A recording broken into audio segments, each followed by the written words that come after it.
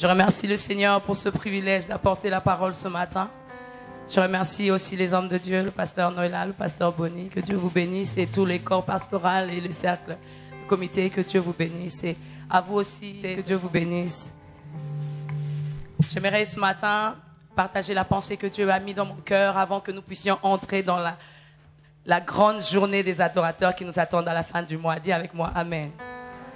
Dieu m'a donné une recommandation que je puisse vraiment dire au peuple qu'est-ce qui nous attend à la fin du mois, à la NVA, à la conférence nous sommes venus adorer. Amen. J'aimerais que dans cette conférence-là, qu'il n'y ait que des adorateurs, qu'il n'y ait pas des spectateurs, qu'il n'y ait pas d'observateurs, qu'il n'y ait pas des modérateurs, qu'il n'y ait pas d'orateurs, qu'il n'y ait que 2 adorateurs. Dis avec moi, adorateur. Tu peux dire encore à ton voisin, pour moi, Dieu t'attend à la montagne. J'aimerais nous expliquer ce matin la différence entre la louange et l'adoration. Comme ça, ensemble, nous allons mieux adorer le Seigneur. La Bible dit, Dieu siège au milieu de louanges de son peuple. Lorsque nous louons le Seigneur, lorsque nous vantons ses mérites, lorsque nous célébrons Dieu, Dieu vient et il siège au milieu de nous.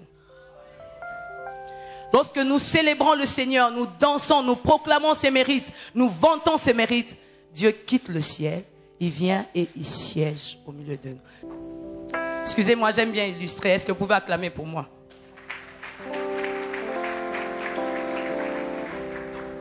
La Bible dit, Dieu siège au milieu de louanges de son peuple. Lorsque nous célébrons le Seigneur, nous vantons ses mérites, nous disons, Dieu, tu es grand, Dieu, tu as fait ça pour moi. Nous vantons tout ce que Dieu a fait pour nous. Dieu quitte son siège au ciel et il vient lorsque nous sommes en train de célébrer. Hey! Adonai, Adonai, Adonai. Dieu vient et il siège au milieu de son peuple. Et lorsque Dieu siège au milieu de son peuple, des grandes choses se passent. Dis Amen. La Bible dit, lorsque Paul et Silas étaient en prison, ils étaient en train de louer. Ils étaient en prison injustement. Paul et Silas en prison, avec des chaînes liées aux pieds. Paul et Silas, Adonai, Adonai, Adonai. J'imagine que les pieds étaient enfermés, ils ne pouvaient pas bouger.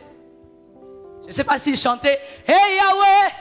Je ne sais pas s'ils chantaient, nous te louons.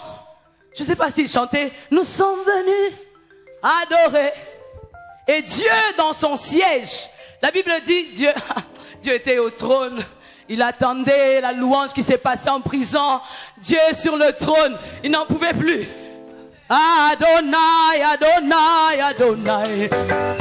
Adonai, Adonai, Adonai. Adonai, Adonai, Adonai. Adonai, Adonai, Adonai. Alléluia. Et Dieu entendait cela. Dieu n'en pouvait plus. Il était là sur le trône, Adonai sur la terre. Et Paul et Silas en prison, la porte de prison commençait à bouger. Adonai, Adonai. Et Dieu sur le trône, il bougeait.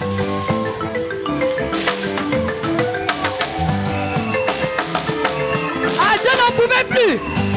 La Bible dit, tout à coup, Dieu est descendu au milieu de son peuple. Et comme vous savez, nous avons un Dieu grand. Hein? Tellement, il est tellement grand. La Bible dit, les cieux de cieux ne peuvent le contenir. Dieu a siégé au milieu de son peuple. Et les portes de prison tremblèrent. C'est pourquoi dis à ton voisin, loue le Seigneur, loue le Seigneur, loue le Seigneur, loue le Seigneur. La Bible dit que tous ceux qui respirent louent le Seigneur. Dis-le lui encore bien, loue le Seigneur, loue le Seigneur. Le diable attend que dans ta circonstance, dans ta situation, dans ta maladie, que tu sois triste, que tu sois accablé, que tu fasses des soucis, que tu rajoutes tension en tension. Dis-le lui bien, loue le Seigneur, loue le Seigneur. Quand tu n'as pas là, loue le Seigneur. Que tous ceux qui respirent, ce matin, je pense que nous tous, nous avons la respiration. Si vous n'avez pas la respiration, je ne pense pas que vous serez ici avec moi. Alors comme nous sommes là, avec ce souffle de vie, nous allons louer le Seigneur. Dis-le lui encore bien, loue le Seigneur. Je ne sais pas qu'est-ce que tu traverses comme situation, loue le Seigneur. Et je disais, Dieu vient siéger, Dieu quitte son trône et vient siéger au milieu de son peuple. La différence entre la louange et l'adoration, c'est que dans la louange, Dieu quitte le ciel et descend. Mais dans l'adoration, le peuple, un frère peut venir, une sœur, quelqu'un, un adorateur. Le peuple quitte et monte au siège de Dieu. Ne t'assois pas. Hein? Le peuple quitte et quitte le trône, quitte le siège, la terre, les circonstances, les problèmes et monte vers Dieu et se prosterne. Prosterne. Bizarre, hein, Yvette, quand je fais des illustrations, c'est toujours toi. Hein? Que Dieu te visite. Et elle est spontanée, j'aime sa spontanéité, que Dieu la visite à cause de ça. Je me rappelle à la NV, à la conférence de femmes, Reine pour Dieu, quand j'ai fait l'illustration de vase d'albâtre, elle a représenté la femme qui n'avait pas de mari. Et aujourd'hui, elle a un mari. On acclame. Dieu est tellement fidèle. Et je disais, la différence entre la louange et l'adoration, la louange, Dieu quitte le trône et vient siéger au milieu de son peuple. Et lorsque Dieu siège, il prend des décisions pour nous. Dieu défend notre cause. Dieu combat pour nous. Dieu fait tout ce qu'il doit faire parce qu'il est au milieu de nous. Et nous le louons. Nous le célébrons. C'est pourquoi des fois ça m'étonne quand nous célébrons Dieu. Tu es en train de célébrer Dieu. Seigneur, je te bénis. Vous savez, les enfants d'Israël, quand ils ont traversé la mer Rouge à pied sec, il n'y a personne, il n'y avait pas de modérateur. Marie a pris le tambourin. Tout le monde dansait à sa manière. Et lorsque David faisait entrer l'arche de l'Éternel, il dansait à sa manière. Mais des fois, nous arrivons ici trop solennels. Nous, on pousse des cris ici. Si vous ne célébrez pas Dieu, Dieu ne viendra pas siéger. Si vous voulez que Dieu siège dans votre famille, dans votre vie, dans votre couple, dans votre foyer, apprenez à célébrer Dieu, à louer Dieu. Amen. Bon, je ne vais pas te garder en punition.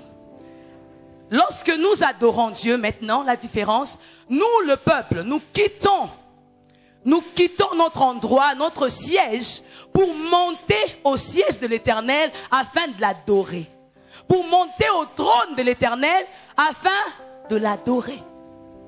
Et lorsque nous montons pour adorer Dieu, la Bible dit, j'aimerais qu'on projette pour moi, proskuneo, qui veut dire se prosterner devant une personne supérieure. Mais le proskuneo, c'est en grec. Les Grecs, quand ils disent proskuneo, ils s'accroupissent et adorent un être suprême. Et les Hébreux, ils disent shaka. Lorsqu'ils disent shaka, ils se prosternent et adorent un être suprême. Tu peux écrire pour moi ces deux mots. Nous en avons besoin pour NVA. Proskuneo, shaka. Et lorsqu'un adorateur quitte le siège et vient adorer Dieu, il n'a pas besoin de son voisin, de sa voisine ou de qui que ce soit. Il vient au trône de l'Éternel. C'est pourquoi ça m'étonne lorsque nous disons « Alléluia Seigneur, je t'adore, je te bénis, reçois l'adoration ». Nous restons debout. Je vais nous expliquer le shaka. Qu'est-ce que le shaka veut dire? La Bible dit « Dieu siège au milieu de louanges de son peuple ». Mais lorsque Dieu, nous l'adorons, il est assis sur son trône. La position de Dieu ne bouge pas. Mais c'est notre position qui bouge. Et sur le trône, il n'y a pas un être, dis avec moi un être. Il n'y a même pas un homme, une femme, un diplomate, un ministre, un président, un roi, un frère, je ne sais pas de quel titre tu as, qui vient devant Dieu et qui croise les mains, qui regarde Dieu comme ça dans le trône. Bien-aimé, je préfère que tu croises les mains, que tu dises je loue. Mais venir devant le trône de Dieu, que tu croises tes mains, tu dis j'adore. Non. Dis à ton voisin adore Dieu, adore Dieu. Mais dans le proskuneo, dis-le lui encore adore Dieu. Dans le shaka, adore Dieu. Je t'ai puni plus, tu peux quitter. On peut acclamer frère. Lorsque nous adorons Dieu, Dieu est sur son trône. Il est assis sur son trône. Il contrôle la situation. Et lorsque nous adorons Dieu, nous venons en position shaka. La Bible dit les 24 vieillards s'accroupissent pour l'adorer. Les anges l'adorent, les hommes l'adorent. L'adoration n'a pas une autre position. Proskuneo. Parce que dans l'adoration, nous disons à Dieu ce qu'il est. Nous disons à Dieu ce qu'il représente pour nous. Nous disons à Dieu, sa suprématie nous dépasse. Dieu, tu es tellement grand que je ne peux pas me tenir debout devant toi. je ne peux que me prosterner. Chaka. La Bible nous parle d'un homme, Abraham. Abraham, le premier père de l'adoration. Abraham a fait son premier chaka. Lorsque Dieu lui demanda à Isaac, Abraham monte sur le trône et se prosterne. La Bible dit chaka. Moïse a fait le chaka. Élie a fait le chaka. David a fait le chaka. Élisée a fait le chaka. Jésus a fait le chaka. La femme d'Abbas d'Albâtre a fait le chaka. Ce qui m'étonne aujourd'hui, bien-aimés, il y a de ceux-là qui sont là depuis le mois de janvier, alors que nous sommes au mois de juin. Jamais vous avez fait le chaka. Vous n'êtes pas malade. Vous n'avez pas de problème de genoux. Mais vous adorez Dieu. Debout. Apprenons à faire le chaka. Quand Dieu m'a donné cette révélation, la chanson était montée. Nos genoux fléchissent. Et quand je disais ça, je voyais tout le peuple de la parole du salut. Fléchissant le Dieu. Fléchissant les genoux devant le Dieu suprême. Chaka. Pourquoi le chaka? Parce que Dieu cherche un adorateur. Alors que Dieu cherche un adorateur, le diable cherche un adorateur. Jésus monte à la montagne. Il termine son adoration, il descend. Le diable vient en tentation. Matthieu 4. Il dit, si tu m'adores, si tu te prosternes, en hébreu, on a bien écrit chaka. Si tu te prosternes, chaka, devant moi, je te donnerai tout ça. Jésus répondit, il est écrit, tu adoreras le Seigneur ton Dieu, tu le serviras lui et lui seul. Mais bien aimés, beaucoup d'entre nous font le chaka à l'ennemi.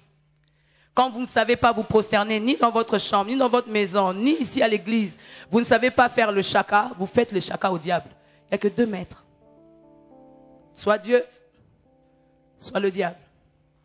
Les enfants d'Israël, Moïse a traîné, ils ont mis un veau d'or, ils ont fait le chaka. Quand j'ai lu ça, j'ai dit, ah, God, on ne fait pas le chaka à l'ennemi. Parce qu'il va prendre possession de tout. La tentation, mais à une vraie adoration. Le chaka, Dieu nous demande ici à la parole du salut. Nous ne dirons plus, nous sommes venus adorer si nous ne savons pas faire le chaka. Dis avec moi chaka. Dis à ton voisin chaka. Alléluia. Nous allons lire un passage de personnages de la Bible qui m'ont marqué par leur vie d'amour et comment ils ont fait le chaka. Le thème que j'intitule ce matin, Dieu t'attend à la montagne pour que tu fasses le chaka.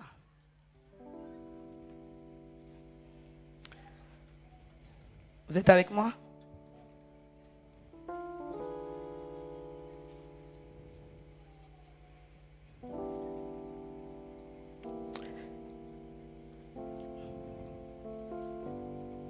Nous allons aller dans Exode 24.